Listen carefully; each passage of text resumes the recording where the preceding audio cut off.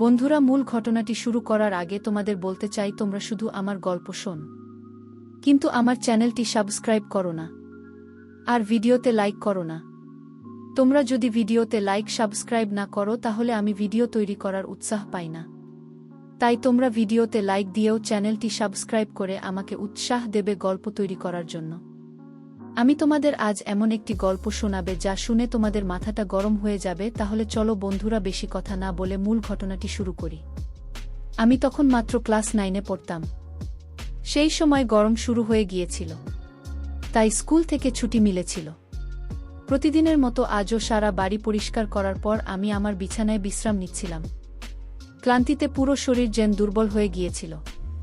আমি বিছানায় শুয়ে ক্লান্তি দূর করার চেষ্টা করছিলাম।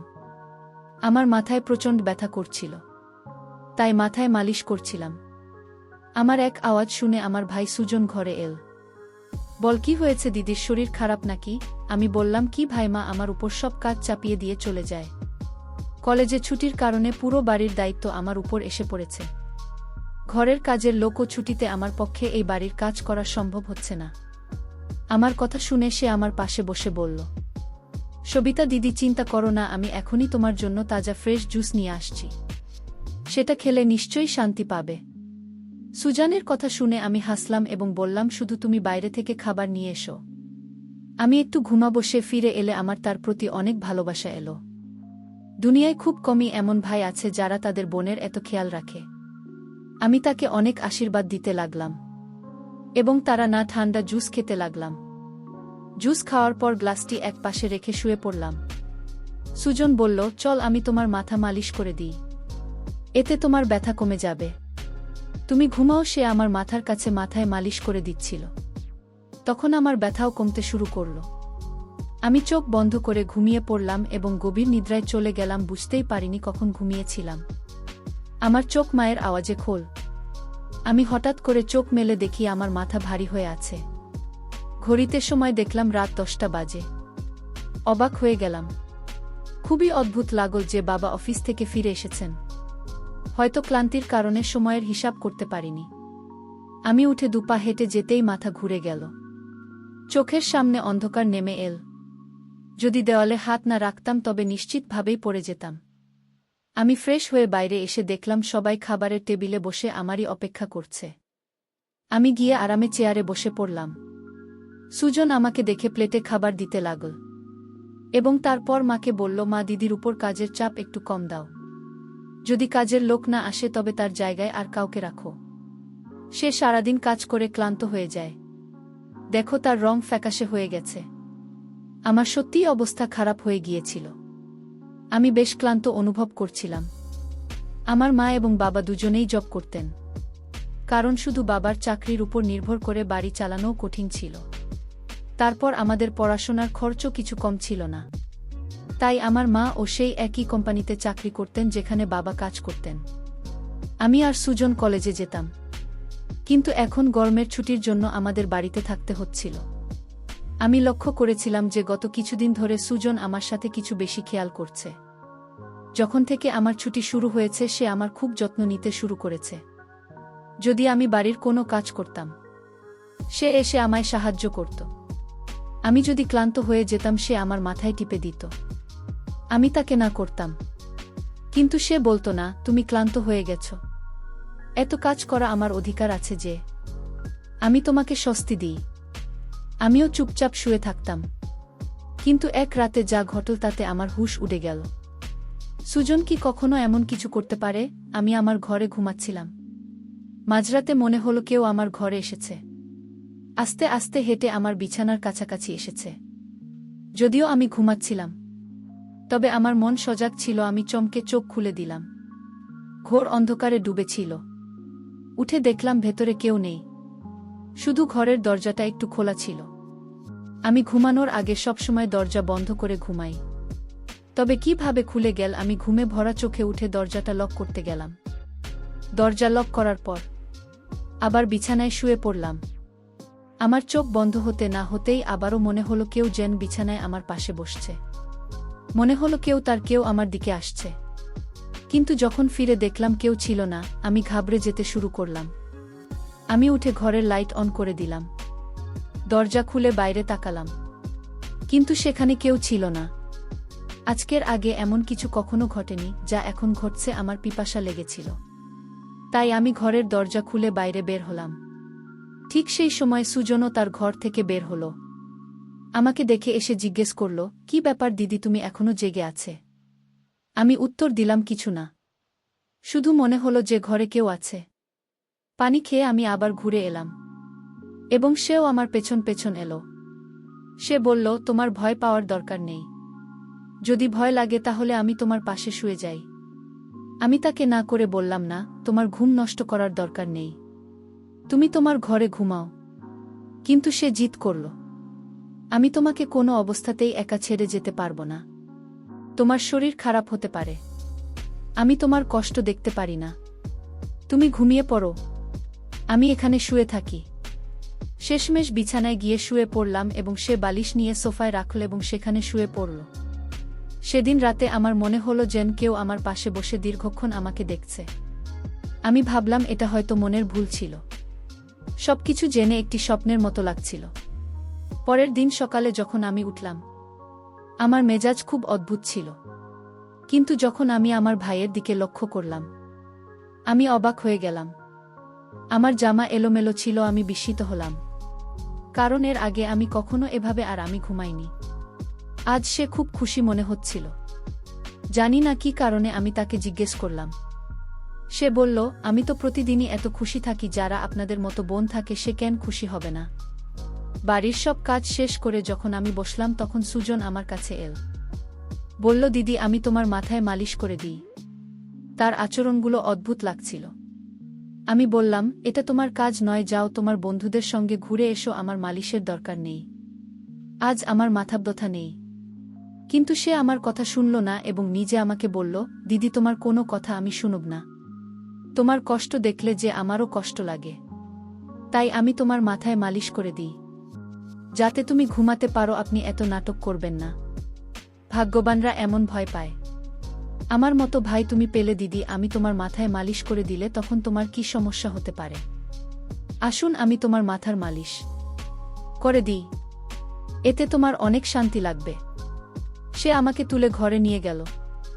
আমি বিছানায় বালিশে শুয়ে পড়লাম। সুজন আমার যে 4 বছরের ছোট ছিল, কিন্তু সে আমাকে নাম ধরে ডাকত, বলতো, তুমি এত সুন্দর যে তোমাকে দেখে মনে হয় তুমি সবসময় এভাবে হাসতে থাকো এবং আমি তোমার যত্ন নিতে থাকি। সে যখন আমার মাথায় ম্যাসাজ করছিল, তার হাতে যেন জাদু ছিল। আমি কিছুক্ষণের মধ্যে ব্যথামুক্ত হয়ে ঘুমিয়ে পড়লাম। কিছুক্ষণ পরে যখন আমার ঘুম ভাঙল, আমার পুরো শরীর ব্যথায় ভাঙছিল। মনে হচ্ছে যেন আমার পায়ের উপর অনেক বেশি ওজন রাখা হয়েছে। পুরো শরীর ব্যথা করছিল। ধীরে ধীরে উঠে বসে চারপাশে তাকালাম। যখন নিজের দিকে নজর দিলাম, দেখলাম আমি পুরোপুরি ভিজে গেছি। যেন কেউ আমাকে স্নান করিয়ে দিয়েছে। কাপড় ভিজে গেছে, পাখা বন্ধ ছিল এবং গরম ছিল। এসব কি হচ্ছিল? আমি খুব কষ্টে উঠে দাঁড়ালাম। মাথা ঘুরছিল, হাঁটা কঠিন মনে হচ্ছিল। আমি আমার অবস্থা বুঝতে পারছিলাম না যে সব কি হচ্ছিল। অনেক কষ্টে বাথরুমে গিয়ে ফ্রেশ হলাম। নিজের অবস্থার দিকে নজর দিলে মনে হলো আমি ঘুমাইনি। আমার শরীরের ক্লান্তি আরও বাড়ছিল। যখন আমি ঘর থেকে বাইরে এলাম তখন ফিসফিস করার আওয়াজ শুনলাম। মনে হচ্ছিল কেউ কারো সাথে কথা বলছে। বাড়িতে আমি আসে ছাড়া আর কেউ ছিল না। তাহলে সে কার সাথে কথা বলছিল? আমি প্রথমে রান্নাঘরে পানি পান করতে গেলাম, কিন্তু তখন আওয়াজ বন্ধ হয়ে গিয়েছিল। আমি রান্নাঘরের দরজার পাশে দাঁড়িয়েছিলাম যখন সে বৈঠকখানা থেকে বের হলো। তার হাতে অনেক টাকা ছিল, যা দেখে হাসছিলাম আর কপালে ভাঁজ পড়ল। পরের মুহূর্তেই তার দৃষ্টি আমার উপর পড়ল। আমাকে দেখে বলল, দিদি, তুমি উঠে গেলে? আমি হাঁটতে হাঁটতে তার কাছে গেলাম। সে তাড়াহুড়ো করে টাকা প্যান্টের পকেটে ঢোকা ছিল, কিন্তু আমি তার হাত ধরে টাকাগুলো সামনে এনে বললাম, এত টাকা তোমার কাছে কোথা থেকে এল? সে দৃষ্টি নামিয়ে বলল, আপনি দয়া করে বাবাকে বলবেন না।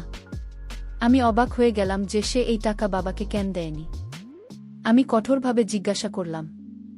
সে ভয়ে বলল, এই টাকা তো বাবার এক বন্ধুর, বহু বছর আগে ঋণ হিসাবে ফিরিয়েছে। আমি ভেবেছিলাম এই টাকা দিয়ে মোবাইল কিন, কিন্তু সেই টাকা আমাকে দিয়ে দিল। আমি বললাম, হ্যাঁ, তুমি ভালো করেছ। ঘরের অবস্থা দেখো কতটা খারাপ। আমাদের বাবা মা দুজনেই চাকরি করছেন, আর তুমি মোবাইল কেনার কথা ভাবছ। সে লজ্জিত ছিল। রাতে সুজন সেই টাকাগুলো বাবাকে দিয়ে দিয়েছিল। সেই রাতে সে আমার সাথে কোনো কথা বলেনি এবং তাড়াতাড়ি ঘুমোতে চলে গেল। পরদিন আমি রান্নাঘরে কাজ করছিলাম, যখন সুজন তার বন্ধুদের নিয়ে ঘরে ঢুকল। আমি যতটা অবাক হতাম ততটাই কম ছিল, কারণ সে তার বন্ধুদের সরাসরি ঘরে আনা। তখন আমি অন্য রুমে চলে গেলাম। যখন তারা সবাই হাসতে হাসতে ঢুকল, আমি তাড়াতাড়ি ওড়না করলাম এবং তারপর সুজনকে বোঝাতে লাগলাম, এটা কি ধরনের আচরণ? তুমি জানো বাবা মা এখন বাড়িতে নেই, তাও তুমি এদের নিয়ে এলে। সুজন বলল, এটা আমার ঘর, যখন তুমি আমার কথা ভাবেন না আমি তোমার কথা কেন ভাবব? ভালো খাবার তৈরি করো। এরা আমার খুব ঘনিষ্ঠ বন্ধু। সে আমার প্রতি বেশ রেগে গিয়েছিল। কিন্তু এখন আমি কি করব? রান্না তো করতেই হবে। আমি তার বন্ধুদের জন্য রান্না করতে লাগলাম। তখন সে বলল, খাবার পরিবেশন করতেও তুমি নিজে আসবে? সুজনের আচরণ আমাকে অবাক করেছিল। ছোট্ট একটা ব্যাপারে সে এমন কিভাবে বদলে যেতে পারে? আমি খাবার টেবিলে সাজিয়ে দিলাম। আমি লক্ষ্য করলাম তার বন্ধুরা বারবার আমাকে দেখে নিচ্ছিল। তারা সবাই সুজনের চেয়ে বয়সে বড় এবং অদ্ভুতভাবে তাকাচ্ছিল। আমি আমার ঘরে আটকে রইলাম যতক্ষণ না তারা চলে গেল। আমি সুজনের উপর চিৎকার করে বললাম, তোমার বন্ধুরা যেন আর কখনো এই বাড়িতে যান না আসে। কিন্তু সে পরের মুহূর্তে আমায় বলল, এত রাগ কোথা থেকে আসে? তারা আসবে না, কিন্তু এই বিষয়ে আমাকে কিছু বলবে না। কেমন ছেলে ছিল সে! কখনো ভালোবাসা প্রকাশ করত, আবার কখনো বিরক্ত হতো। যাই হোক, আমি মাথা নেড়ে নিজের ঘরে চলে গেলাম। সুজনের আচরণগুলো কিছুটা অদ্ভুত লাগতে শুরু করেছিল, কারণ সে আমাকে অদ্ভুতভাবে দেখছিল। সেদিনও যখন আমি বিশ্রাম দেওয়ার জন্য ঘুমাতে গেলাম, হঠাৎ মনে হলো আমার পায়ের কাছে কেউ বসে আছে এবং আমার কাছে আসার চেষ্টা করছে। বলল, আমি তাকে এটা করতে বারণ করলাম, কিন্তু সে বলল, আমি যা করছি করতে দিন। এই বাড়িতে একমাত্র আমি আছি যে তোমার এতটা খেয়াল রাখে। মা বাবা তো কাজে থেকে বের হতেই পারে না, তাহলে তোমার সেবায় তো কে করবে? আমি ছাড়া আমার কি কোনো দায়িত্ব নেই? যাই হোক, আমিও ক্লান্ত ছিলাম। চোখ বন্ধ করলাম এবং ঘুমিয়ে পড়লাম। আমি গভীর ঘুমে ছিলাম, কিন্তু যখন আমার ঘুম ভাঙল আমার হুঁশ উড়ে গেল। আমার মাথা ভীষণ ঘুরছিল। বিছানার চাদর একদম এলোমেলো হয়ে গিয়েছিল। বিছানা একটি শার্ট এবং একটি পারফিউম করে আসছিল। এই জিনিসপত্র কার ছিল আমি কিছু বলতে পারছিলাম না। মাথায় এত তীব্র ব্যথা ছিল যে আমি আবার বিছানায় লুটিয়ে পড়লাম। মনে হচ্ছিল কেউ আমাকে অজ্ঞান করার ওষুধ খাইয়ে দিয়েছে। আমি পাশে ফিসফিস করে শুনছিলাম, কিন্তু কে বলছিল তা চিনতে পারছিলাম না। আমি শুধু সুজনের গলা শুনতে পাচ্ছিলাম। মনে হচ্ছিল সে আমার ঘরে উপস্থিত এবং আমাকে জাগানোর চেষ্টা করছে। কিছুক্ষণ পর যখন আমার চোখ খুলল, তখন পুরো দৃশ্যটি আমার চোখের সামনে ভাসছিল। আমি প্রথমে বিছানার দিকে তাকালাম যেখানে শার্ট এবং পারফিউম পড়েছিল, কিন্তু এখন সেখানে কিছুই ছিল না। আজও আমার অবস্থা বেশ অদ্ভুত ছিল। আমি বাচ্চা ছিলাম না যে সবকিছু বুঝতে পারবো না। বাড়িতে আমি এবং সুজন ছাড়া আর কেউ ছিল না। তাহলে আমার ঘুমানোর পর এমন কি হতো যে আমার পুরো শরীর যেন পানিতে ভিজিয়ে দেওয়া হয়েছে? এই শুধু নয়, আমার শরীর ব্যথায় ভেঙে পড়েছিল এবং একেবারে ফ্যাকাশে হয়ে গিয়েছিল। প্রতিদিন সুজন আমার রুমে আসার চেষ্টা করছিল, কিন্তু আমি কোনো না কোনো অজুহাত বানিয়ে আমার ঘরে চলে যেতাম। মাথায় অদ্ভুত সব চিন্তা আসছিল। শরীরও বেশ খারাপ ছিল। আমার অবস্থা দেখে মাও চিন্তিত হয়ে পড়েছিল। তিনি বললেন যে পরের দিন অফিস থেকে ছুটি নিয়ে আমাকে ডাক্তারের কাছে নিয়ে যাবেন, যাতে বোঝা যায় আমার কি সমস্যা। সেদিন রাতে আমি বারবার জেগে উঠেছিলাম এবং ঠিকমতো ঘুমাতে পারিনি। পরের দিন আমার বাবা মা সবসময় মতো তাদের কাজে চলে গিয়েছিলেন। হয়তো তারা আমার চিন্তাই করেননি। আমি নিজেই ডাক্তারের কাছে গেলাম। সেখানে ডাক্তারের রিপোর্ট যা দেখলাম তা হলো আমি নাকি মা হতে চলেছি। তাহলে এটা কিভাবে সম্ভব? সুজন তো আমার ভাই, কিন্তু তারপর আমার মনে পড়ল যে আমি তাকে সৎ ভাই হিসেবেই জানি। ব্যাপারটা এমন ছিল যে কারো কাছেই গোপন ছিল না যে সে আমার মায়ের দ্বিতীয় বিয়ের সন্তান এবং আমি মায়ের প্রথম বিয়ের সন্তান। এই ধরনের চিন্তাগুলো আমাকে ভুল ভাবতে বাধ্য করেছিল। বুঝতে পারছিলাম না কিভাবে বাবা মাকেই কথা বলবো। সুজন আমার সৎ ভাই যখন আমার পাশে বসত তখন সে আমার সাথে অন্য রকম আচরণ করত। আজ বুঝতে পারছিলাম ডাক্তারের রিপোর্ট দেখে আমার সৎ ভাই আমাকে অজ্ঞান করে কি করেছিল, আজ আমার এই অবস্থার জন্য দায়ী। আমার মা বাবা কেন না, মা বাবা যদি বাড়িতে থাকতো তাহলে সুজন কখনো সাহস পেত না। তাই দর্শকদের বলবো, তোমরা তোমাদের মেয়েদের পর্দায় রাখবে। আর কখনো তোমরা নিজের মেয়েদের একা ঘরে রেখে কাজে চলে যাবে না, তাহলে আমার মতো অবস্থা তোমাদের সন্তানদের হতে পারে।